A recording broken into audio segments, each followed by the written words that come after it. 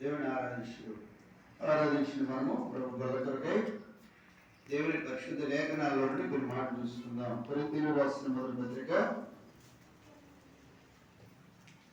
కొరింథీయులకు రాసిన మొదటి పత్రిక 11వ అధ్యాయం 25 నుంచి కొన్ని మాటలు చూసుకుంటానికి ప్రయత్నం చేద్దాం. 32 వరకు. కాబట్టి ప్రతి మనుషుడు తను తాను పరీక్షించుకోవలను, అలాగ చేసి ఆ రొట్టెని తిని ఆ పాత్రలోని త్రాగవలెను.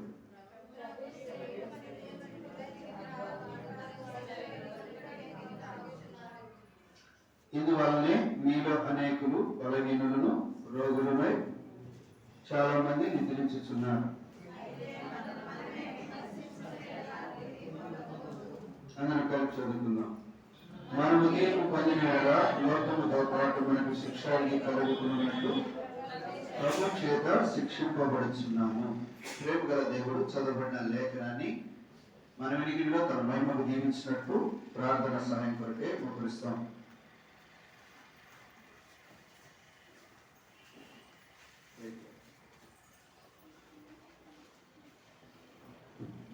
ప్రేమమైన తండ్రి, స్తుతిస్తున్నాం నీ సన్నిధిలో ఆరాధించుటకు యెహోషువకు నిలిచే భాగ్యాన్ని ఇస్తానన్నారు. మా ప్రభా, యెహోషువ అర్హుడు, కొన్ని వంటి వాడుగా ఉన్నాడు, మనుషులు అగ్నివలే ఉన్నాడు, నీ దృష్టికి అనుకూలంగా ఉన్నాడు. మేము ఏ యోగ్యత లేకపోయినా మాకు ఇచ్చిన భాగ్యం అనుభవిస్తున్నారు. మీ కృపలో మాకు అనుగ్రహించిన ప్రేమ, మీ ప్రేమ దయ వాత్సల్యతను బట్టి, కరుణ వాత్సల్యతను బట్టి, మీ కనికరమును బట్టి స్తుతిస్తున్నాం. తిరిగి నాయన మా కోసం పరలోకం నుండి దిగి వచ్చిన జీవాహారమైన మీ శరీరములో రక్తములో యోగ్యమైన రీతిలో పాలు పువ్వులు వదులు కొరకే పరీక్షింపబడిన అనుభవంలో, సరిచేసుకున్న అనుభవంలో మమ్మల్ని మేము బలహీనము రోగులము తిరిగి మీ రాకడలో నిద్రపోయేవారుగా నిద్రమంతులుగా మీ జీవితంలో ఉండకుండా మమ్మల్ని మీరే మీ వాక్యం ద్వారా సరిచేయండి. మా ప్రభు మమ్మల్ని ఏ విధంగా అయితే మీ సన్నిధిలో నిలిచేటువంటి భాగ్యాన్ని ఇచ్చారో యోగ్యమైన రీతిలో చేయవేయటం కూడా సహాయం చేయండి. ఆధారగా క్రీస్తునామములోనే ప్రార్థించి పెడుతున్నాం తండ్రి, ఆమేన్.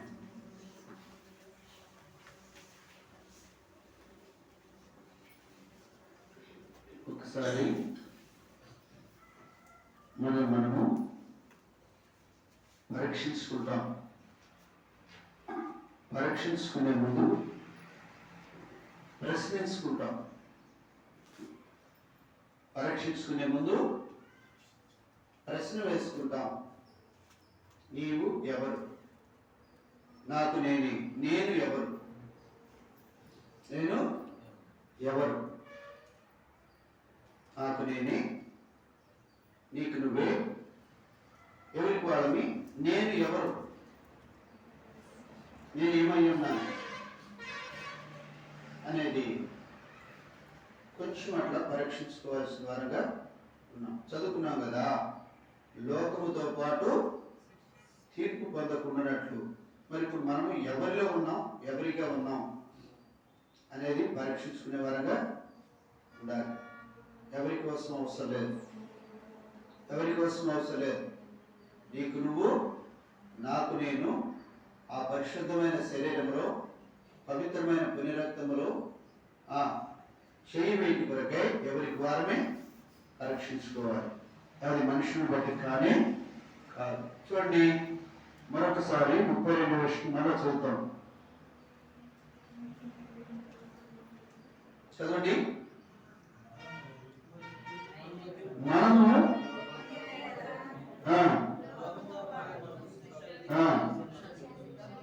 లోకముతో పాటు శిక్షింపబడకుండానట్లు. ఎందుకు ఆయన అనుదినము ఆయన శిక్షిస్తున్నాడా, లేకపోతే వ్యక్తులు శిక్షిస్తా ఉన్నారా? వ్యక్తులు శిక్షించినప్పుడు ఆ శిక్షలో ఏమి నేర్చుకుంటాం? అతనికి తెలిసింది మనం నేర్చుకుంటాం, అంతేనా? ఆ శిక్షకుడు అంటే, ఆ పాఠకుడు అంటే వైద్యుడు కావచ్చు, లేకపోతే టీచర్ కావచ్చు, వారు ఏమి నేర్చుకున్నారో అదే నేర్పుతారు. దానిలో ఏముందో చూసి అదే నేర్పుతారు. కానీ ఇక్కడ అది ఎంతవరకు మనం ఎగ్జామ్లో పాస్ అవుతాము, ఎంతవరకు మనము క్వాలిఫై అవుతాము అనేది తెలియదు. అయితే ప్రభు చేతికి మనం అప్పగించుకున్నప్పుడు, ఆయన మనం శిక్షించినప్పుడు అది ఎంతవరకు అవసరమో అంతవరకు ఆయన సరిచేస్తాడు. సరిచేసినప్పుడు మనము ఏమవుతాము, సరిచేసినప్పుడు మనము ఏమవుతాము? కొరింథీయులకు రాసిన మొదటి పత్రిక, కొరింథీయులకు రాసిన మొదటి పత్రిక 5:17 చూడండి దయచేసి. రెండో పత్రిక 5:17 చూడండి. ఎవడైనను ఎవరి యందు క్రీస్తు నందున్న ఎడల వాడు నూతన సృష్టి, పాతవి అన్నీ అయిపోయి, పాతవి గతించును, ఇదిగో సమస్తమును క్రొత్తవి. ఇప్పుడు ఎవరు ఎక్కడున్నామనేది పరీక్షించుకోవాలి. ఎవడైనాను క్రీస్తు నందున్న ఎడల వాడు నూతన సృష్టి, వాడి పాత జీవితము, వారిలో ఉన్న పాతవి మొత్తం కూడా ఏమవుతాయి అంట. పాత జీవితం పాతి, సమస్తము మళ్ళీ కొత్తలు, అంటే నూతన పరచబడిన జీవితం. దాన్ని మనం చదువుకుంటూ వచ్చాం. అంశం ఏంటి అంటే నూతన పరచబడుట లేదా నూతన పరచుట. నూతన పరచబడిన జీవితం మనం అనుకున్న ప్రార్థన చేసి ఆరాధన చేసాం. ప్రభా, నేను దీనికి యోగ్యుడిని కాను అన్నప్పుడు ఆయన రక్తములో మనం కడిగి శుద్ధి చేసి పవిత్రపరిచిన తర్వాత, ఆయన మన పాపములు కడిగి పవిత్రపరిచిన తర్వాత, సమస్త దుర్నీతి నుండి విడిపించి పవిత్రపరిచిన తర్వాత, సమస్త కల్మషము నుండి దుష్టత్వము నుండి మనం మళ్లించి ఆశీర్వదించిన తర్వాత ఏమై ఉన్నాం? మనము నూతన పరచబడిన అనుభవంలోకి వచ్చిందా? ఆ నూతన పరచబడినటువంటి అనుభవంలో మనం ఎక్కడుండే వారుగా ఉండాలంట? క్రీస్తునందున్న వారు మాత్రమే నూతన పరచబడినటువంటి అనుభవంలో ఉంటారు. ఆ అనుభవంలోనే ఉండాలి. అనుభవంలో ఉండాలి అనేది కాదు కానీ అలా కొరింథీ సంఘానికి అపోస్తలుడైన పౌలు తెలియజేస్తా ఉన్నాడు. కొరింథీ సంఘము ఎన్నో పర్యాలు పడిపోతా వచ్చింది, ఎన్నో విగ్రహాల్లో ఉంది. 1 కొరింథీ 10వ అధ్యాయంలో మనం చూడొచ్చు. ఏ వల్ల పాల్పొందుతున్నారు? వాళ్ళు అపవాది వల్ల, అంటే దెయ్యం వల్ల పాల్పొందుతున్నారు, దేవుడి వల్ల పాల్పొందుతూ ఉన్నారు. మనం ఎన్నోసార్లు చూస్తూ వచ్చాం. విగ్రహాలు ఆరాధిస్తూ ఉన్నారు. విగ్రహాల ఆరాధన అంటే ఏంటి? వాళ్ళు గుళ్ళకు పోవట్లేదు, గోపురాలు కట్టలేదండి. వారి హృదయంలోనే గుళ్ళు గోపురాలు పెట్టుకుంటా ఉన్నారు. వారు అనుకున్నది చేస్తా ఉన్నారు, వాళ్ళ ఇష్టాలు చేస్తా ఉన్నారు, వారు ఆశించింది చేస్తా ఉన్నారు. కనుకనే అపోస్తలుడైన పౌలు ఆరాధించేవారు ఎలా ఆరాధించాలో చెప్పాడు. తిరిగి బలలో చేయవేసేవారు కూడా పరీక్షించుకొని చేయవేయాలన్నాడు. 11 అధ్యాయాలు అయిపోయిన తర్వాత 10 అధ్యాయాలు అయిపోయిన తర్వాత 11 అధ్యాయాలు అన్నాడు, మీరు 2 బలలో చేయవేస్తున్నారు, అట్టయితే ఉపయోగం ఏమీ లేదు. దాన్ని బట్టి తీర్పు వస్తుంది, దాన్ని బట్టి శిక్షకు పాత్రలు అవుతారు, దాన్ని బట్టి మళ్ళా తిరిగి ఆ ఆత్మీయ జీవితంలో నిద్రపోతారు. ప్రభు వచ్చినప్పుడు ఎంతబడి వారు ఉంటారు? సిద్ధుల్లో లోనైపోతే బలహీనలు అయిపోతారు. ప్రతి దానికి అమ్మగారు ఏదైతే కాయ చూపించగానే బలహీన అయిపోతా వచ్చిందో మీరు కూడా అలాంటి బలహీనతలోకి వెళ్ళిపోతారు, రోగులు అయిపోతారు. పాపకు రోజు మళ్ళా తిరిగి కొరింథీ సంఘాన్ని భద్రత చెప్తా ఉన్నాడు, జాగ్రత్త చెప్తాడు. సంఘమా, నువ్వు ఎలాంటి అలా ఉండడానికి లేదు. నువ్వు క్రీస్తునందు ఉన్న ఎడల నూతన సృష్టి. క్రీస్తునందు లేకపోతే పాత సృష్టి, పాతవి గతించిపోయి పాత సృష్టి కూడా గతించిపోయింది. కాబట్టి ఇక్కడ అంటాడు క్రొత్త జీవితమును గురించి లేక నూతన పరచబడినటువంటి జీవితమును గురించి కొరింథీ సంఘానికి అపోస్తలుడైన పౌలు హెచ్చరిక చేస్తా ఉన్నాడు. నేను ఈసారి వచ్చినప్పుడు ఎలా రావాలి? వ్యక్తితో రావాలా, ప్రేమతో రావాలా? ఇష్టానికి ఉంది సంఘం, ఇష్టానికి ఉంది, తన స్వక్రియలు చేస్తూ ఉంది, వాళ్ళ క్రియలు సొంతంగా చేస్తూ ఉన్నారు. అలాంటి పరిస్థితులు ఉన్నప్పుడు సంఘానికి తెలియజేస్తున్నాడు, పిచ్చివారులారా మీరు అలా ఉండొద్దు. ఎవరైతే క్రీస్తునందు ఉంటారో, ఎవరైతే నూతన పరచబడ్డారో, ఎవరైతే ఆయనకు అనుకూలంగా ఉన్నారో, ఎవరైతే ఆయన సత్యమును ఆయన నీతిని అనుసరించి నడుచుకుంటున్నారో, ఎవరైతే ఆయన మార్గంలో నడుచుకుంటున్నారో, ఎవరైతే ఆయనకు దాసులుగా ఉన్నారో వారు నూతన సృష్టి తెలియజేస్తున్నాడు. ఎంత దగ్గరగా ఉందయ్యా మీకు నూతన పరచబడినటువంటి జీవితము, ఎంత దూరంగా మీ చేతిలోనే ఉంది అని సంఘానికి తెలియజేస్తాడు. క్రీస్తునందు ఉన్న యెడల నూతన సృష్టి. బయట ఉండబాకండి. ఒకప్పుడు ఆదాము నుంచి దూరం వెళ్ళిపోయింది అవ్వ, వెళ్ళిపోయి ఏమైపోతుంది? నష్టం తెచ్చుకుంది. అదే ఆదాముతో ఉంటే, అదే ఆదాము అవ్వ దేవుడితో ఉంటే ఈ నష్టం జరిగేది కాదు.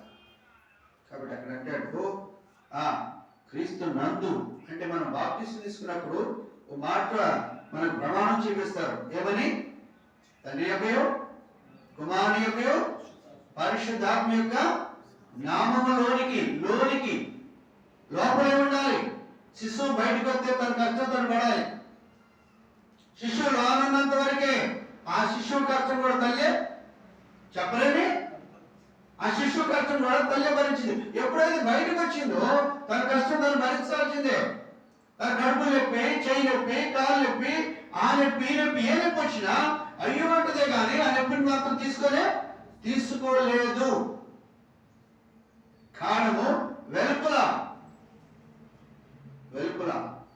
లోపలికి వెలుపలికి ఎంతో వ్యత్యాసము ఉంది. ఇంట్లో ఉన్న వారికి భద్రత ఉంది, బయట ఉన్న వారికి ఏ భద్రత లేదు.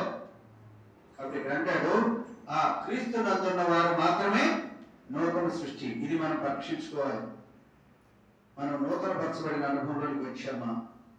నూతన సృష్టిగా ఉంటున్నామా? పాతం గతించిపోయినయా? ఇంకా క్రొత్తమైన సమస్తము సమస్తమైన పదం మనం తీర్చేసుకోవాలి. సమస్తము క్రొత్తమైనయా?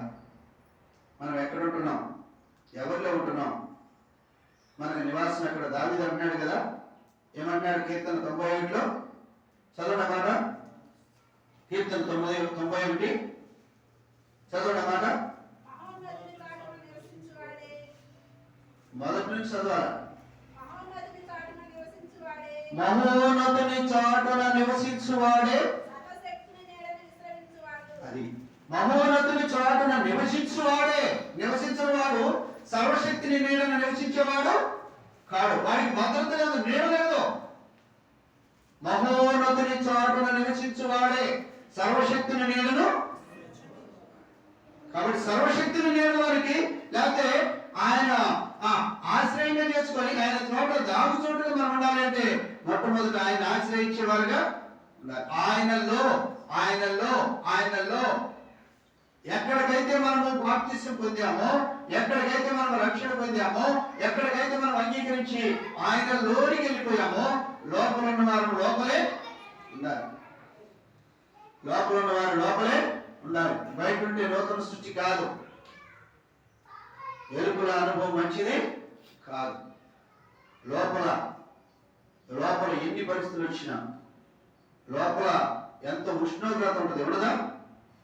ఆ పిండం తిరగటానికి, ఆ పిండం ఏర్పడటానికి, ఆ పిండం పెంపొందింపబడటానికి, ఆ పిండం పోషణ కావాల్సినటువంటి అన్ని అవసరం లోపల దేవుడు ఇచ్చాడు. అటువంటి క్రీస్తుల్లో నీవుంటే నీకు కావాల్సిన అన్ని కూడా దేవుడు దానిలో ఉంచుతాడు. వెలుపులకు వస్తే నీ అందరిలో పడాల్సిందే. రాగు వస్తే నీ బాధ నువ్వే, కష్టం వస్తే నీ స్వాప నువ్వే, వేదన వస్తే నీ స్వాప నువ్వే, శ్రమలు వస్తే నీ స్వాప నువ్వే. కారణము వెలుపుల అనేది తిరస్కరించి బయటకు వచ్చేసాం. వద్దులేని బయటకు వచ్చాం, అవసరం లేదని బయటకు వచ్చాం. నేను బ్రతకగలను, నేను స్వతంత్రంగా ఉండగలని బయటకు వచ్చినటువంటి అనుభవానికి, లోపల వచ్చినటువంటి అనుభవానికి బిడ్డ. ఇప్పుడు మన ఎవరున్నారు? మన శివరాల కుమార్ బిడ్డ ఎక్కడ ఉంది? హాస్పిటల్లో ఉంది. ఎందుకు ఉంది?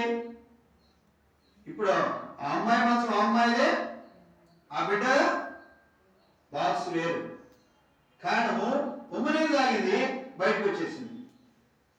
లోపల ప్రశాంతంగా లేదు అంటే ఆ బిడ్డ నేను అంటలేదండి. మన జీవితాలు నూతనపరచబడిన జీవితాలు ఎలా ఉండాలంటే లోపల మనసుగానే, మర్యాదగానే, క్రమంగానే ఉండాలి. ఇష్టానికి ఉంటే కుదరదు, ఉంటే బయటకు వచ్చేస్తాం.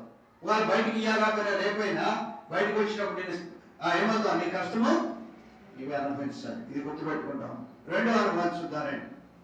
రెండో అనుభవం మనం ఎక్కడున్నాం అనేది పరీక్షించుకోవాలి. రెండో చూద్దామండి. కొరింథీయులకు రాసిన 2వ పత్రిక తిప్పదు, అక్కడే 4వ అధ్యాయము 16వ వచనం చదవండి. కావున ఇక మీదట ఏమన్నాడు? కావున అంటే మేము ఇక ఎలుపులకు వెళ్ళి ఆలోచన ఎలుపుల వారంగా మాకు అవసరం లేదు. కావున మేము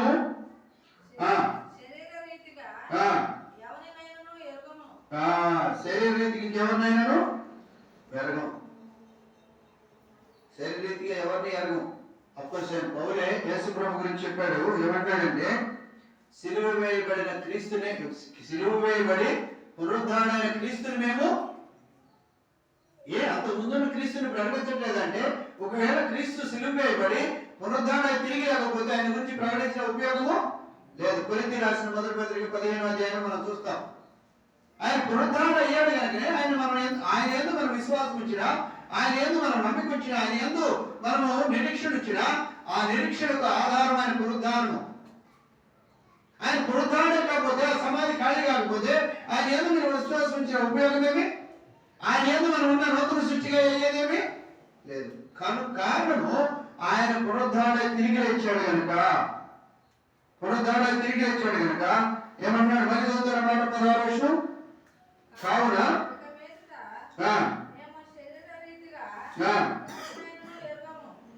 ఎవరినైనాను, కారణము ఆ బిడ్డ గర్భంలో ఉంది.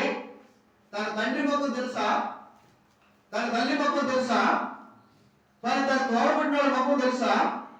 తన కులం పేరు తెలుసా? మరి తన గోత్రం ఏంటో తెలుసా? చెప్పలేండి, ఏమీ తెలియదు. కాబట్టి శరీర రీతిగా ఇంకెవరిని మేము కారణము మేము లోపల ఉంది, ఆ బిడ్డ లోపల ఉంది కనుక లోపల వరకే తెలుస్తానికి, బయట ఉన్న సంగతి తెలియదు. కాబట్టి ఈ ప్రత్యక్షతను మనం ఎరిగి ఉండాలి. లోపల ఉన్నామా, బయట ఉన్నామా? లోపల ఉంటే ఆ ప్రత్యక్షత, ఆ ఏర్పాట్లు వేరు. బయట ఉంటే ఆ ప్రత్యక్షత, ఆ ఏర్పాట్లు వేరు. లోకము శ్రమ, లోకము వాడిది, శరీరము నిష్ప్రయోజకము, వ్యర్థం, ఆత్మ. కాబట్టి జ్ఞాపకం చేసుకుంటాం, శరీరాన్ని ఆస్పదము చేసుకోకూడదు. శరీరమును ఎరగనట్లే ఉండాలి. మన శరీరం కూడా మనకు శాశ్వతమైంది కాదు. యేసు ప్రభు వారు చనిపోక ముందు ఆయన అన్నారు, దేవుని కుమారుడని, నీతిమంతుడని, నిందారహితుడని, పరిశుద్ధుడని రకరకాలు పిలిచారు. ఆ దేవుల నుండి ఆత్మ వెడలిపోయిన తర్వాత ఆయన అన్నాడు, తండ్రి నీ చేతికి ఆత్మను అప్పగించుకున్నాడు. అప్పగించుకున్న తర్వాత అరుమత యేసుకు వచ్చేమన్నాడు పిలాతు దగ్గరికి, ఆయన శవాన్ని నాకు ఏమైపోయాడు? శవమైపోయాడు. యేసుప్రభు శవం అయ్యాడు అంటే యేసుప్రభు కాదా, దేహం శవము అయిపోయింది. మట్టిలో పెడితే మట్టిపాలు, రాతిలో పెడితే అర్థం చేసుకుంటాం. శరీరాన్ని ఆస్పదం చేసుకుంటే నష్టపోతాం. కాబట్టి ఆ శరీర సంబంధములు మాకు చెప్పండి. ఏమన్నాడు?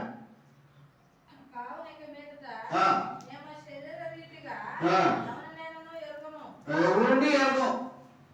కారణం మేము లోపల ఉన్నాం కాబట్టి శరీర రీతిగా బయట ఉన్నాం. ఆ శరీర సంబంధమైన జీవితం మాకు తెలియదు. ఆత్మ అంటే శరీరం ఎక్కడ ఉందో నాకు తెలియదు. అది ఎరుపా నలుపా లేకపోతే ఎలా ఉందో నాకు తెలియదు. మృతతుల్యం అయిపోయిందా నాకు తెలియదు. యవనంలో ఉందో నాకు తెలియదు, పసిపిల్లగాడిగా ఉందో నాకు తెలియదు, ఎలా ఉందో నాకు తెలియదు. నేను బయట లేను, లోపల ఉన్నా. నేను లోపల ఉన్నా, నేను బయట లేను. కాబట్టి జ్ఞాపకం చేసుకోవాలి. ఈ అనుభవం లేకుండా మనము శరీరంతో సంబంధాలు పెట్టుకుంటూ శరీర సంబంధమైన జీవితం జీవిస్తూ ప్రభు వల్ల చెయ్యి వేయలేము. కారణం అంటున్నాడు, మన్నాన్ని తినేవారు మరణించారు, నన్ను తిని త్రాగువాడు ఇంకెన్నడూ మరణించడు. కారణం ఆయన శరీరం కాదు.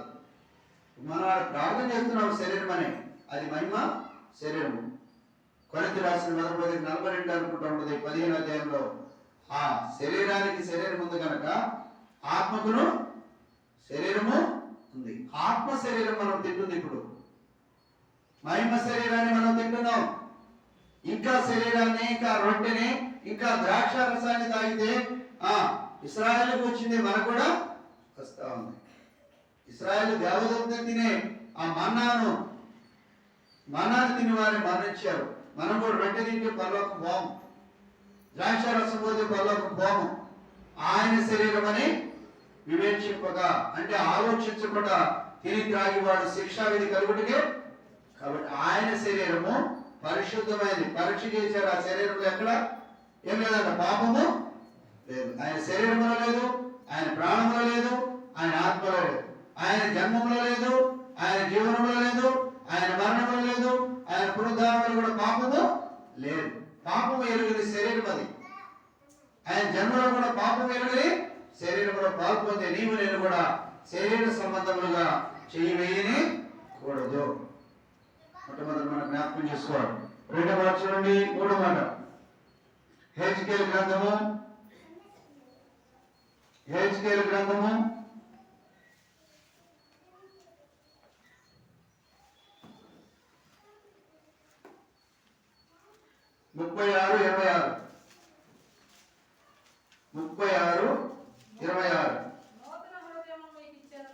నూతన హృదయము మీకు ఇచ్చేదను. ఇప్పుడు దేవుడు అంటున్నాడు, మరి మేము ఎలా ఉంటామయ్యా? మరి ఆ జనుల మధ్య ఉన్నాము, ఆ ప్రజల మధ్య ఉన్నాము, ఆ బంధుత్వాలు అలాగనే ఉండి, ఆ కుటుంబాలు అలాగనే ఉండి, ఆ వస్త్రాలు ఉండి, మారిందేమి లేదు కదా అంటే అని అన్నాడు, నూతన హృదయమును, నూతన స్వభావం మారాలి. అంటే దేవుడు నీకు నూతన స్వభావం ఇచ్చి ఉంటే స్వభావం మారాలి. ఒకప్పుడు బయట పితులు చెప్పేవాళ్ళమి, ఒకప్పుడు బయట అబద్ధాలు చెప్పేవాళ్ళమి, ఒకప్పుడు బయట మోసాలు చేసేవాళ్ళమి, ఒకప్పుడు ఎన్నో రకాల జీవితాలు ఉండేవాళ్ళమి. ఆ స్వభావం మారింది. ఇప్పుడు మారిన తర్వాత అది ఇక్కడ లోపల పనిచేయదు. ఇంకా లోపలికి వచ్చినా కూడా పనిచేస్తుందంటే లోపల నిలబడదాం. నీతిమంతుల సభలో భక్తిహీనులు నిలవజాలరు. నీతిమంతుల సభలో భక్తిహీనులు నిలవజాలరు. కాబట్టి మనము లోపలికి ఆయన అన్నాడు, నువ్వు నూతనగా ఉండాలా అంటే ఎప్పుడుంటేదయ్యా నేను సంబంధాలన్నీ అంటున్నాడు. నూతన స్వభావాన్ని ఇస్తా నేను. నా హృదయంలో మా నాన్న కుటుంబాలు అన్నీ ఉండేయ్యా. నేను ప్రేమించిన వారు, నన్ను ప్రేమించిన వారు అన్నీ ఉండేవి అంటే నూతన హృదయాన్ని ఇస్తా. ఆ హృదయాన్ని పక్కన పెట్టేస్తా. పాత గతించిపోయింది, అది లేదు, తీసేసేస్తా. నూతన స్వభావం, నూతన ఆలోచన, నూతనంగా ప్రతిదీ కూడా ఉద్దేశాలు, ఆలోచన, తలంపులు, చూపులు, నడకలు, ప్రతి విధమైనది నూతనమైనది నేను ఇస్తాను. కాబట్టి జ్ఞాపకం చేసుకోవాలి. రేపు రోజున నయం కదయ్యా, నాకు చేత కదయ్యా అంటే ఊరుకోడు. ఇప్పుడు ఒకసారి 1 కొరింథీ 4:16 చూడండి.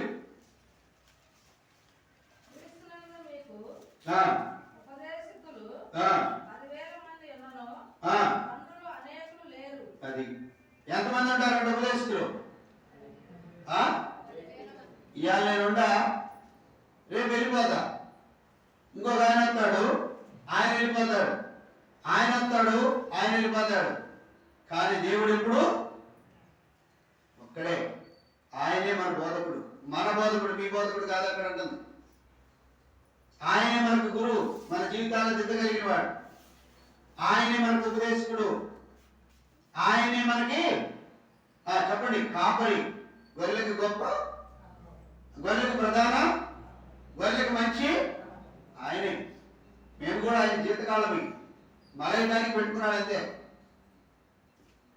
గుర్తుపెట్టుకోవాలి. ఎవరిని ప్రేమించాలి? అప్పుడు యేసు ప్రభు వారిని ప్రేమించాలి. ఆయన స్థిరము, ఆయన స్థిరం. ఒకవేళ ట్రాన్స్ఫర్ లేకపోయినా బక్సింగ్ గారికి ట్రాన్స్ఫర్ ఏమైనా ఉందా? ఉందా అండి? హోసన్న గారికి ట్రాన్స్ఫర్ ఏమైనా ఉందా? వాళ్ళ సొంత సంఘాలు, పెద్ద సంఘాలు, బిల్లింగ్ గ్రహం వీళ్ళు ఉన్నారు, వాళ్ళకి ట్రాన్స్ఫర్లు ఏమైనా ఉన్నాయా? కానీ ఈ లోకం నుంచి వారు ఏడుగురు ట్రాన్స్ఫర్ అయ్యి వెళ్ళిపోయారు.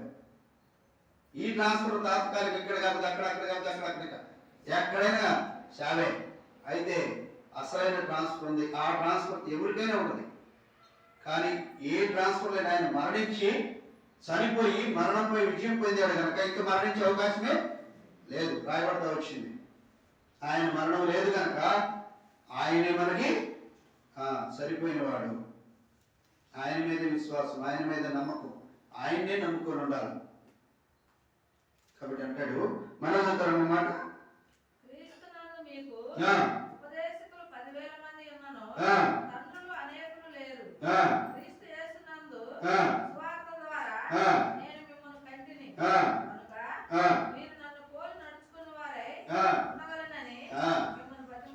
ఇప్పుడు ఎవరు పోలి నడుచుకోమన్నాడు? ఎవరు చెప్తుంది మాట? పౌలు చెప్తున్నాడు, నన్ను పోలి నడుచుకోమన్నాడు. ఇప్పుడు మరి ఆయన పోలి నడుచుకోవాలంటే ఆయన ఎవరు పోలి నడుచుకున్నాడంట? మరి నేను చెప్పగలను మాట? పేతురుకుందా ధైర్యం?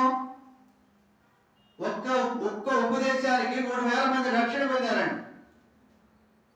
ఒక్క ఉపదేశానికి 5,000 మంది రక్షణ పొందారండి. యేసు ప్రభుతో పాటు సిలువ వేయబడటానికి ఇష్టపడక తల్లకిందులుగా సిలువ వేయమని కోరుకున్నవాడు.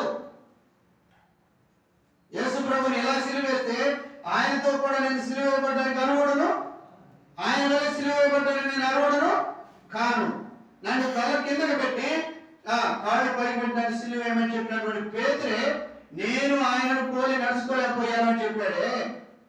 పౌలు చెప్పాడంటే పౌలు ఎన్ని సహించుకుంటే అంత ధైర్యం చెప్పగలిగాడు. పౌలు పోలి నడుచుకోవాలని చెప్పినటువంటి ఆ పౌలు అంటాడు, నేను క్రీస్తుని పోలి ఎలా నడుచుకున్నావయ్యా? ఆయన నడకల్లో నడకలు, ఆయన మాటల్లో మాటలు, ఆయన చూపుల్లో చూపులు, ఆయన ఏది చేశాడో అవన్నీ కూడా నేను మనం ఇంకా లెక్కలో చదువుతున్నాం కదా, క్రీస్తుకు దాసుడై భయముతో వణుకుతో క్రీస్తు వల్ల నేను నడుచుకున్నాను కాబట్టి అలా నడుచుకోవచ్చు.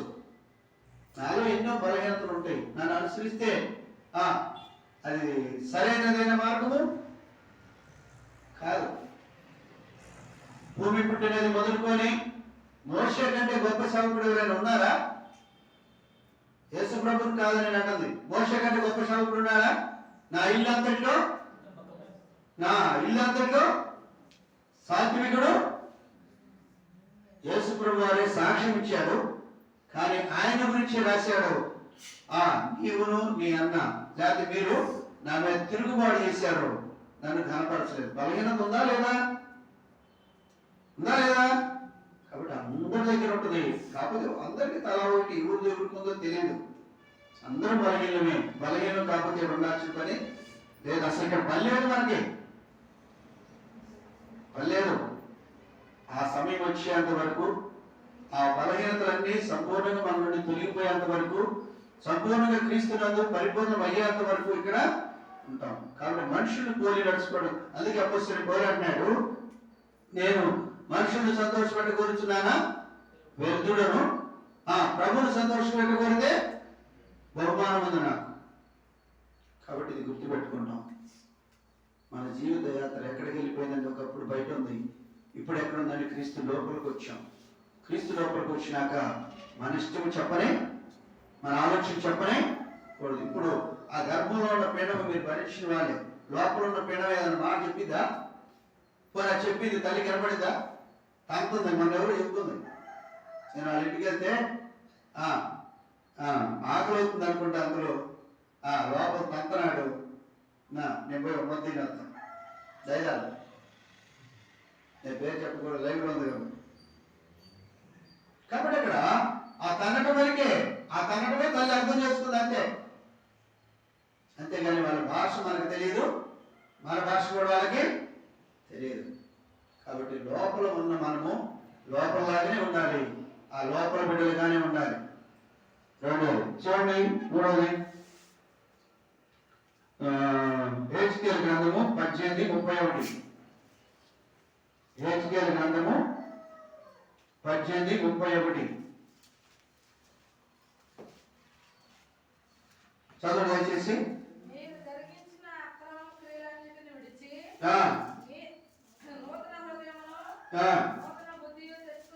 ఏం చేయాలంట? ఏం చేయాలి చెప్పడారా? అది కాదు, దానికి ముందే అది చెప్పాడు కదా. దానికి ముందే అది చెప్పాడు. ఏం విడిచిపెట్టాలంట? అక్రమము క్రియలు. అంటే నువ్వు లోపల ఉంటావు క్రమము, బయట ఉంటావు అక్రమే. లోపల ఆలోచన చేయటం క్రమము, బయట ఆలోచన చేయటము అక్రమమే. మనము లోపల వారమే కానీ బయట వారము కాము. ఆయన వారమే కానీ మనకు బయట ఏమి అవకాశం ఏమీ లేవు అన్నాడు కదా. నేను మిమ్మల్ని లోకం నుండి ఏర్పరచుకున్నాను. లోకం నుండి ఏర్పరచుకోక ముందు వారు నేను ఒకటే, వారు మీరు ఒకటే. ఇప్పుడైతే మీరు లోకస్తులు కాదు కనుక వారు మీతో స్నేహము చేయరు, సమాసం చేయరు. వాళ్ళ బట్టి మీకు దూషణలు, నిందలు, అవమానాలు, రకరకాలైనటువంటి బాధలు కూడా వస్తాయి. ఒకప్పుడు రాలేదే, వాళ్ళగా ఉన్నారుగా. ఇంటి పేరు మారిపోయింది. ఇప్పుడు అమ్మాయిలకు పెళ్లి చేశాము, అబ్బాయికి పెళ్లి చేశాము, అత్తగారింటి పేరు ఇంటి పేరు మారిపోయిందా లేదా? రేషన్ కార్డు మారిపోయిందా లేదా? ఆధార్ కార్డుల పేరు మారిపోయింది లేదా?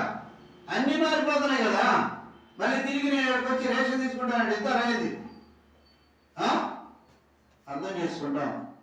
అన్ని మారిపోయాక మళ్ళీ నాకు ఇక్కడ ఎక్కడుంది?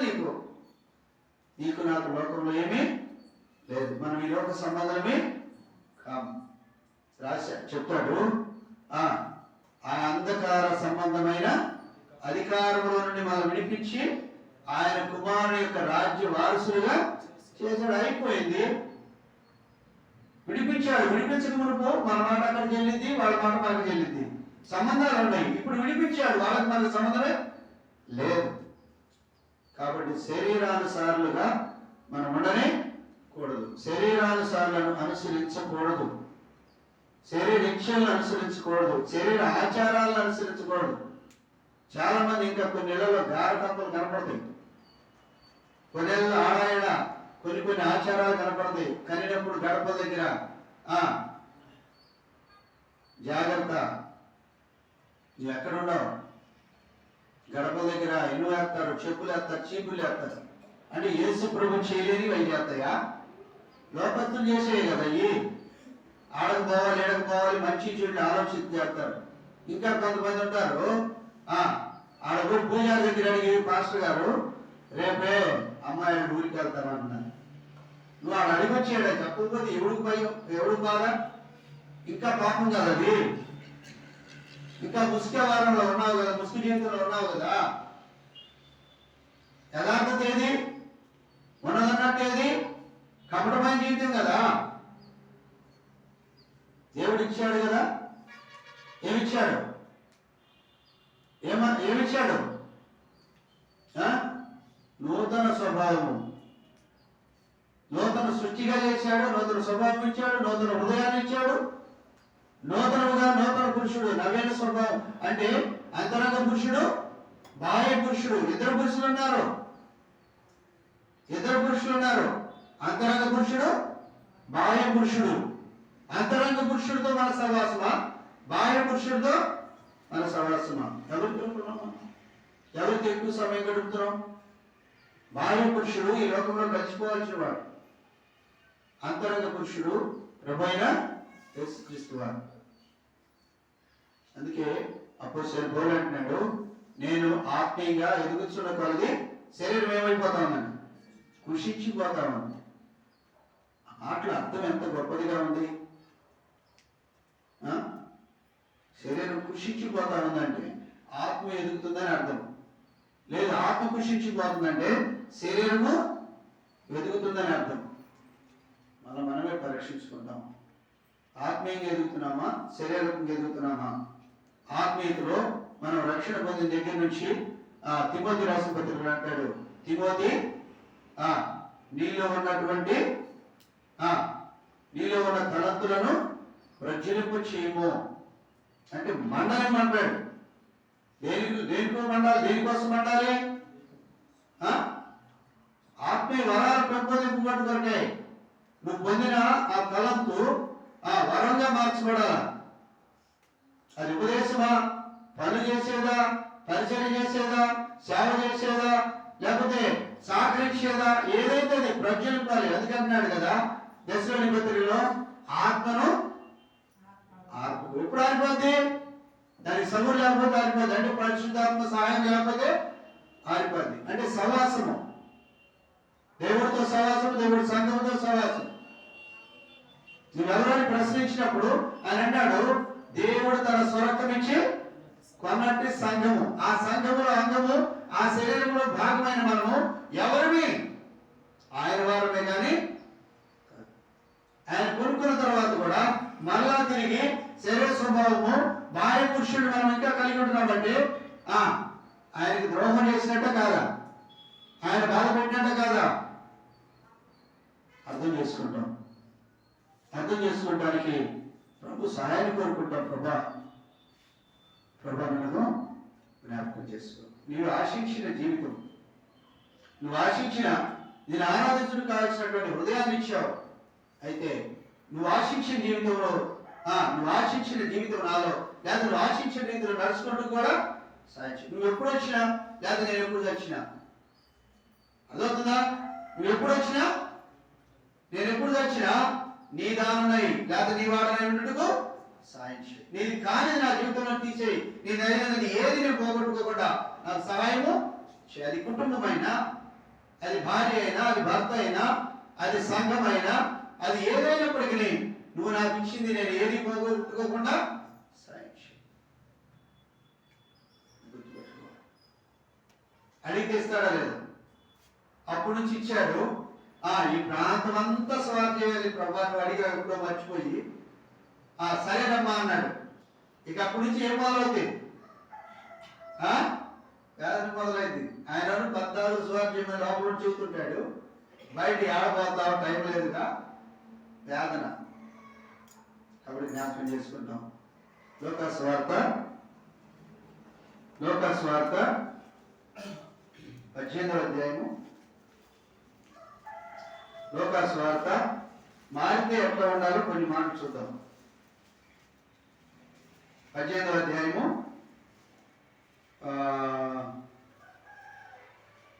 35వ వర్షం చదవండి.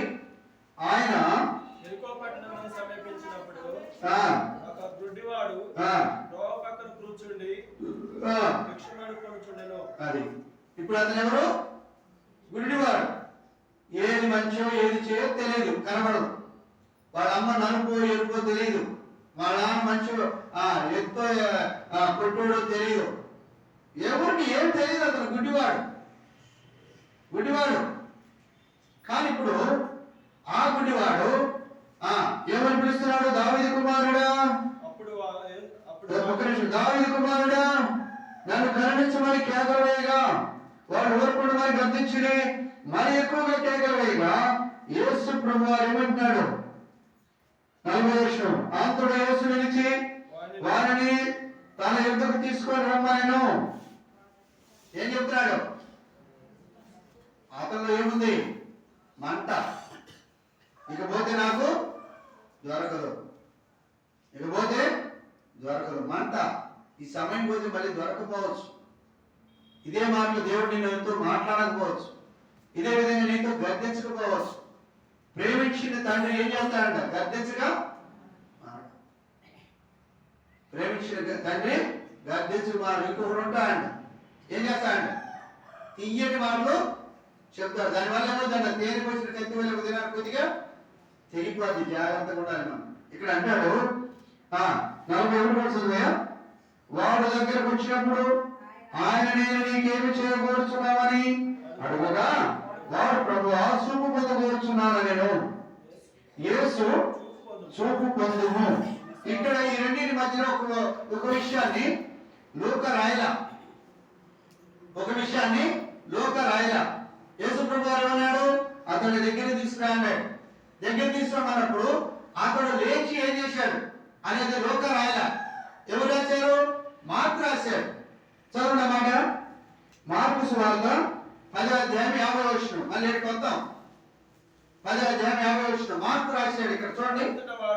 అంతటి వాడు ఏం చేశాడు? ఏం చెప్పలేదు, బిగ్గరగా చెప్పమాట. మళ్ళీ చెప్తానే పారేశాడు. ఏం బట్టలు అవసరం లేదా?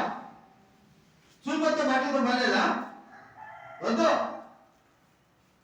చూపొచ్చిన తర్వాత నాకు ఆ బట్టలతో పని లేదు. మరి ఎవరితో పని? ఇప్పుడు రాండి లూకా సువార్త 18కి. ఇప్పుడు రాండి లూకా సువార్త 18కి 42వ వచనం. యేసు చూపు పొందుము, నీ విశ్వాసము నీకు స్వస్థపరిచిన వానితో చెప్పెను. వెంటనే వాడు చూపు పొంది దేవుడి మహిమపరచు.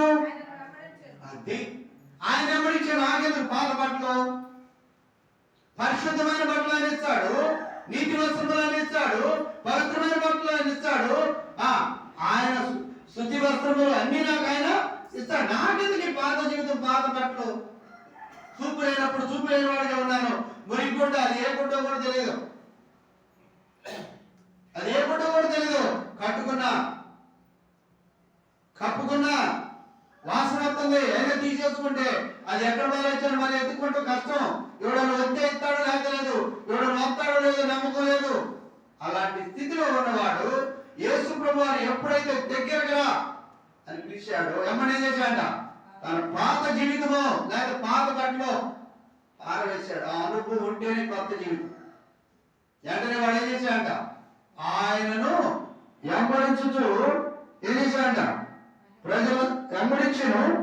ప్రజలందరూ అది చూచి దేవుని మహిమపరిచిన, దేవుని ఆరాధించి, అది చూచి వాడు బట్టలు భారైపోతే, ఆ విశ్వాసం లేకపోతే, వాడికి స్వస్థత లేకపోతే దేవుడికి మహిమ లేదు. అక్కడ దేవుడికి ఘనత లేదు. అతను ఎప్పుడైతే ఆ విశ్వాసం నుంచి తన బట్టలు పారేశాడో ఏమొచ్చింది ఆయనకి? ఎంత గొప్ప అవకాశం! ఆయనని వెంబడించే అవకాశం. ఎంత ఆలోచో లూకా సువార్తలోని మనం ఏంటో 9వ అధ్యాయం అనుకుంటా. ఎంతో కాలం నుంచి ఉన్నాడు అన్నాడు, అయ్యా నేను కూడా నేను వెంబడిస్తానంటాడు. యేసు ప్రభు అన్నాడు, మనుషులకు, ఆకాశ పక్షులకు గూళ్ళు ఉన్నాయి, నక్కలకు బొరియలు ఉన్నాయి, మనిషి కుమారుడు తలవాల్చుకుంటూ స్థలం లేదు, ఎక్కడికి వస్తారని ఆయన నువ్వు ఇంటికి పోన్నాడు. నీటికి పోన్నాడు. గుడ్డివాడు అంతకుముందు పరిచయం లేదు యేసు ప్రభు వారికి. అంతకుముందు ఎప్పుడు చూశాడు? చూడలేదు. ఆయనకి ఎప్పుడు పరిచయం లేదు. శపించబడిన పట్టణంలో, శపించబడిన పట్టణం యొక్క ప్రాకారం యొక్క కూర్చోనున్నాడు. మళ్ళీ అవకాశం లేదు. యేసు ప్రభు వారు 2వ వారంలో సిలువకి వెళ్ళిపోయాడు. మళ్ళీ వచ్చే అవకాశమే లేదు. అలాంటి స్థితిలో నాకు దొరికిన అవకాశాన్ని నేను పోగొట్టుకోకూడదు, నాకు దొరికిన భాగ్యాన్ని నేను పోగొట్టుకోకూడదని ఏం చేశాడంట? తనకి బట్టలు అన్నాడు. మనమైతే పారేస్తామండి, మూటగట్టుగా బయట చూసుకోవడానికి అని పనికొస్తాయి, కాళ్ళకాడేసుకోవడానికి అని పనికొస్తాయి. రక్షణ పొందిన తర్వాత నూతన వస్త్రంలో ధరించుకుంటాం. గుర్తుపెట్టుకోండి ఎవరసలు. రక్షణ పొందిన తర్వాత నూతన వస్త్రాలు ధరించుకుంటాం. మళ్ళీ ఆ పాత కూడా ఇంటికే తీసుకొచ్చుకుంటాం. అంటే నేను భార్యగా చెప్పిన జీవితం, మళ్ళీ ఆ పాత జీవితం తెచ్చుకుంటాం. కొత్త చెప్పులు కొనుక్కుంటాం, ఆ చెప్పులు మళ్ళీ తెచ్చుకుంటాం. కాబట్టి ఆలోచించు. కాబట్టి ఇప్పటి నుండి క్రీస్తు నందున్న వారు ఎవరు ఉంటే వాళ్ళే. వీళ్ళు వాళ్ళని వీళ్ళని మనుషుల మధ్య ఉండొచ్చు కానీ దేవుడి మధ్యలోనే లేదు. ఎవరి విశ్వాస పరిమాణం వాళ్ళదే. వారి విశ్వాస పరిమాణం కొలది వారికి ఆయన పంచిపెట్టెను. ఆయన పంచిపెట్టిన దాన్ని మనం పొందుకోవాలి. కానీ నేను అని ఆశపడినటువంటి ఆ మోషే హత్య చేసి అంత కూడా 40 సంవత్సరాలు నానా శ్రమలు అనుభవించాడు. ఎత్తుడు ఒక అల్లుడవు కూర్చున్నాడు. అన్యుడి యొక్క అల్లుడైతూ వచ్చాడు. అన్ని కుటుంబం నుంచి స్త్రీ తెచ్చుకోవాల్సి వచ్చింది. ఆలోచించు. అమృతం పంచినటువంటి తల్లిని దూరం అయిపోయాడు. అమృతం పంచిన తల్లి పాలు తాగాడు. దేవుడు చక్కటి ఏర్పాట్లు చేశాడు. అలాంటి తల్లికి దూరం అయిపోయి నేను చెయ్యాలనుకుంటే నువ్వు చేసేది ఒకటే హత్య, నువ్వు చేసేది ఒకటే దైవకాలానికి దూరం. మోషేని బట్టి 40 సంవత్సరాలు ఇశ్రాయేలు శ్రమలు అనుభవించారు. మోషే మొదట్లోనే దేవుడు ఏర్పరచుకుందే మోషేని అందుకోసమే, నాయకుడిగా ఉండడానికి కాదు. నేను చేయాలన్నాడు. ఇశ్రాయేలు శ్రమలు కారుడయ్యాడు. తన శ్రమలు కూడా కారుడైపోయాడు. నువ్వు చేసేది దేవుడికి కాదు, నేను చేసేది దేవుడికి కాదు. దేవుడు చేయించుకునేది దేవుడికి, ఆయన చేయించుకోవాలి. అందుకే మరి అంటుంది కదా, ఆయన నీతో చెప్పినది ఏమి చెప్పినా దాన్ని చేయి. ఆయన చెప్పింది చేయాలా, మరే చెప్పింది కాదు, నువ్వు నేను చెప్పింది కాదు. ఇక్కడ లోపల ఉన్నప్పుడు ఆ తల్లి ఏం తింటేదే, ఆ తల్లి కాకుండా తండ్రి తిన్నా ఏం కాదు, లేకపోతే అన్నదమ్ములు తిన్నా ఏం కాదు, లేకపోతే కులస్తులు ఎవరు తిన్నా ఏం కాదు. లోపలికి ఆ తల్లే తినాలి. పిండానికి ఏర్పాటు కావాలంటే అవును కదా, ఆ తల్లే తినాలి. కాబట్టి మరి అంటుంది, ఆయన చెప్పినది మీరు చేయండి, ఆయన సమస్తమును బాగా చేయండి. కాబట్టి అన్ని బాగు చేసేవాడు ఆయన. ఆయన చెప్పింది మనం చేయాలి. ఆయన చెప్పింది మనం ఎందుకు చేయాలి అంటే, ఆయన ఎందున్నాం కాబట్టి, నూతన సృష్టిగా చేయబడ్డాం కాబట్టి, సమస్తం ఆయన మూలకంగా నూతనం అవుతున్నాయి కాబట్టి. కొలస్సీలకు రాసిన పత్రిక చూడండి, మనం చూస్తున్నాం. కొలస్సీలకు రాసిన పత్రిక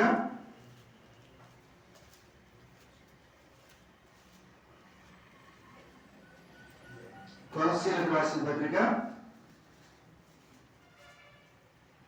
16 నుండి 1:16 నుండి. ఏలయనగా ఆకాశమునందున్నయు దృశ్యమైనవి గాని అదృశ్యమైనవి గాని అవి సింహాసనములైనను ప్రభుత్వములైనను ప్రధానులైనను అధికారములైనను సర్వమును ఆయన యందు సృజించబడెను. సర్వమును ఆయన ద్వారాను ఆయనను బట్టి సృజించబడెను. ఆయన ముందుగా ఉన్నవాడు, ఆయనే సమస్తమునకు ఆధారభూతుడు. సంఘము అనే శరీరమునకు ఇప్పుడు సంఘానికి శిరస్సు ఎవరంట? జిల్లా చావకుడు అయితే జిల్లా చావకుడు శిరస్సు, లేకపోతే ఆనందరావు శిరస్సు. ఎవరంటే శిరస్సు? శిరస్సు నుండియే యోచనలు పుట్టును. శిరస్సు నుండి ఆలోచనలు ప్రతి అవయవానికి. కానీ అవయవాలు శరీరానికి వేరయ్యి ఉన్నాయి అంటే లేవు. శరీరాలకి శిరస్సు వేరయ్యిందంటే లేదే లేదు. అన్ని కలిస్తేనే ఈ సంఘానికి శిరస్సు ఎవరంటే ప్రభువు యేసుక్రీస్తు వారే. కారణం చెప్పాడు కదా, తన యందు. ఇప్పుడు చదవండి ఇంకా. ఆయనకు అన్నిటిలో ఎవరికి కలగాలి? ఆయనకి కలగాలంట ప్రాముఖ్యం, మనుషులకు కాదు. అన్నిటిలో ప్రాముఖ్యము ఆయనకి కలుగు నిమిత్తము. ఆయన ఆది అయ్యుండి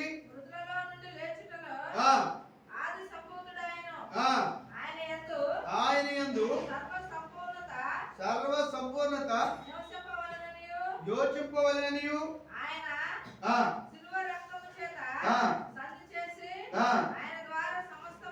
ఆయన ద్వారా సమస్తమును అవి భూలోకమందున్నవైనను పరలోకమందున్నవైనను వాటన్నిటిని ఆయన ద్వారా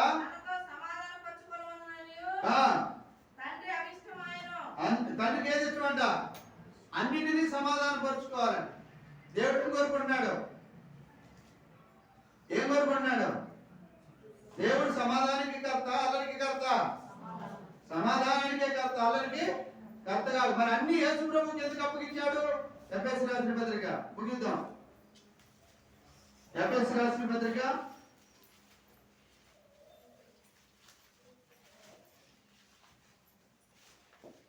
1వ అధ్యాయము 11, 12 అనుకుంటు చూడండి దయచేసి. సారీ 10. ఈ సంకల్పమును బట్టి ఆయన పరలోకములో ఉన్నవే గాని భూమి మీద ఉన్నవే గాని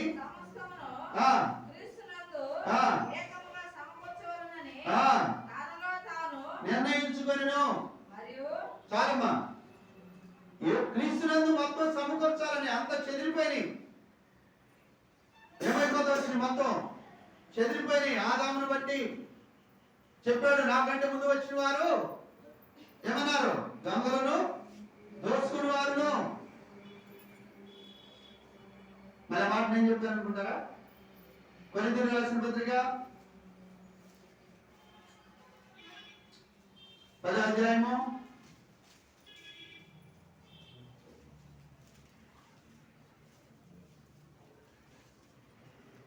10వ వచనం అనుకుంటు చూడండి దయచేసి. అదేనా? చూడండి, లైటింగ్ తగ్గింది నాకు కొంచెం. చూడండి, గమనించండి.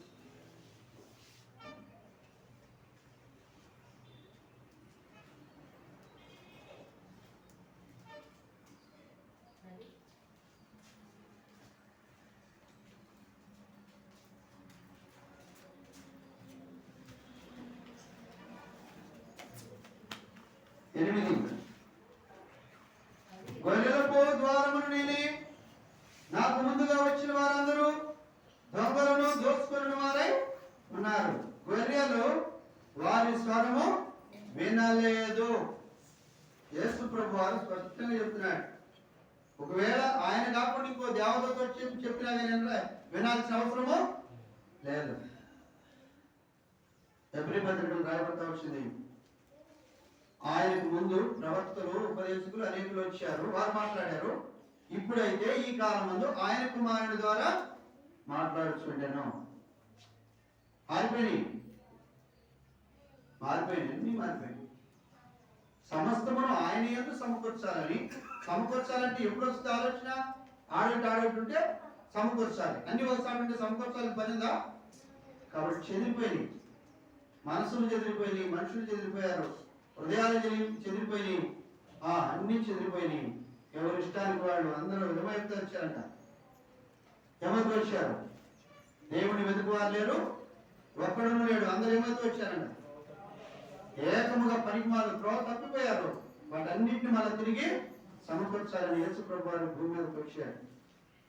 కాబట్టి ఆయనలోనికి క్రీస్తు నందు ఇక మన అంశం అదే సమకూర్చడం, నూతనపరచడం ఏంటంటే అన్ని ఆయనలోనే తెచ్చుకుంటున్నాడు. ఆకాశం మీద ఉన్నాయి, భూమి మీద ఉన్నాయి, సమస్తమును ఆయనలోనికి తెచ్చుకుంటూ కొరకై దేవుడి చిత్తమై ఉంది, దేవుడి అభిష్టమై ఉంది, దేవుడి యొక్క నిర్ణయమై ఉంది. కాబట్టి ఆ విధంగా నువ్వు నేను కూడా ఆయనలోకి రావాలి, కానీ వెలుపులు ఉండటానికి వీళ్ళనే లేదు. మనం ఇందా చదువుకున్నాం, శరీరులతో మనం సంబంధాలు పోయి ఒకప్పుడు ఉన్నాయి, ఇప్పుడు లేవు. వాడు కూడా ఉంది నాన్న వస్తారు. తీతు రాసిన పత్రిక 1:3 ఉంది, 1వ అధ్యాయం ఉంటుంది. తీతు రాసిన పత్రిక 3వ అధ్యాయంలో ఉంటుంది. ఒకప్పుడు మనం కూడా ఏమై ఉన్నాం? విగ్రహారాధనలు, లోకస్తులమై ఉన్నాం. కాలాన్ని మన దేవుడు తెచ్చుకున్నాడు, ఒక కాలాన్ని వాళ్ళు కూడా తెచ్చుకుంటాడు. అంతవరకు వాళ్ళట్ట వీళ్ళట్లా కాదు. మన మటుకు నువ్వు స్థానంలో, నువ్వు నేను స్థానంలో, ముక్కు దాల్చిన చోట ముక్కు, చెవు దాల్చిన చోట ఇవ్వము. ఏటికాయి వాటి స్థానాలు కాపాడుకుంటూ ఉండాలి. అప్పుడే ఆ శరీరానికి నాకు ఏరు బాగా నిలబడుతుందండి. శరీరం అంతా నెమ్మదికుంటుందా?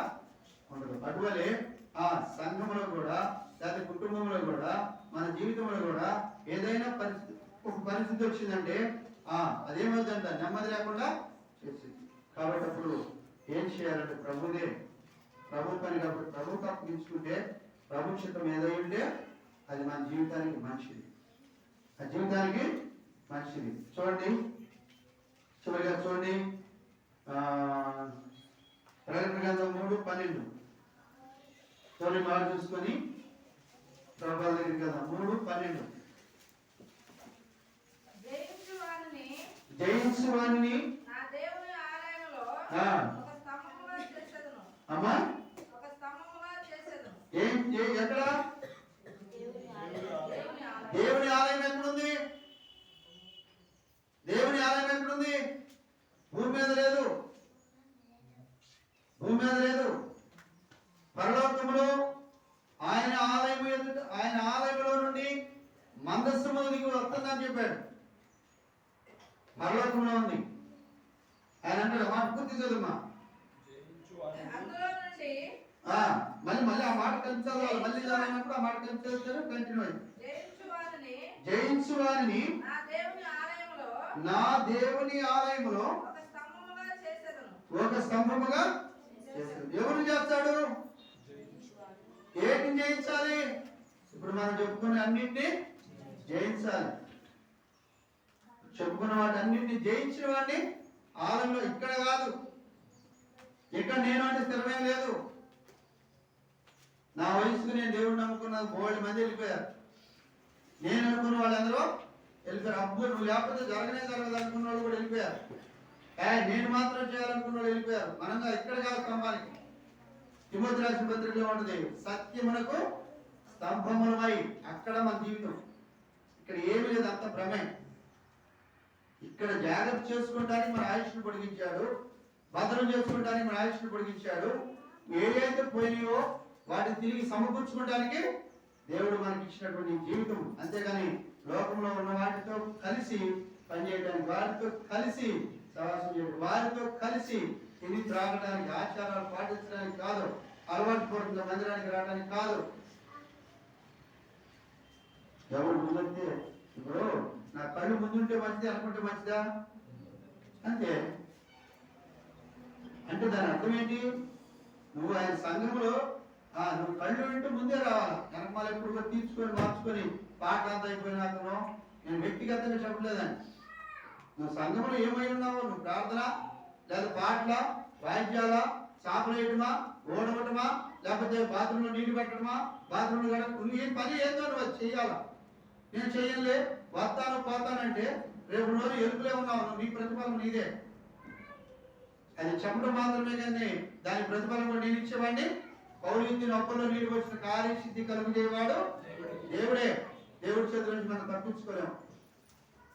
తన నామందు చూపిన ప్రేమను మర్చుకుని దేవుడు అన్యాయస్తుడు. నువ్వు ఏం చేస్తే అది ఎత్తాడు,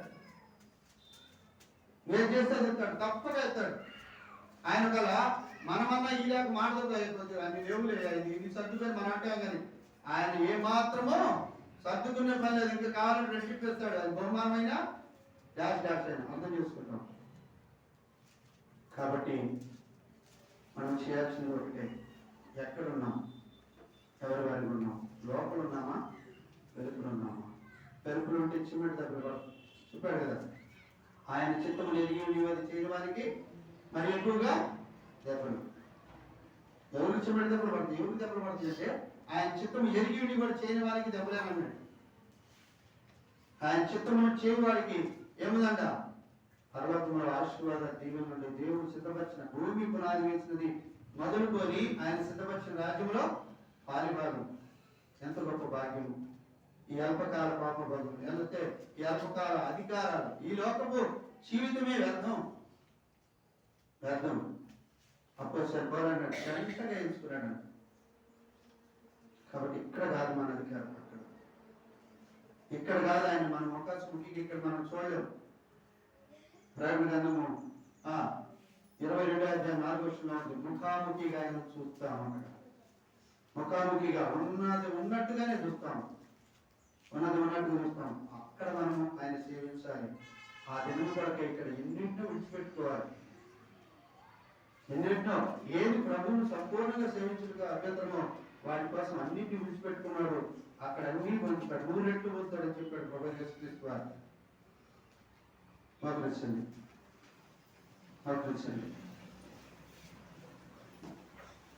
ఎక్కడ ఉంటున్నాం? ఎక్కడ ఆలోచన? ఎక్కడ వాటి మీద ఆశ పెట్టుకుంటున్నాం? ఎవరితో సంబంధాలు? ప్రభుతో సంబంధమా? ప్రభు దూతలతో సంబంధమా? ఎవరితో సంబంధం? దేవుడితో సంబంధమా? దేవుని దూతలతో సంబంధమా? దేవుని దూతలతో సంబంధం పెట్టుకుంటేనే ఒప్పుకోలేదే నాకు రావాల్సిన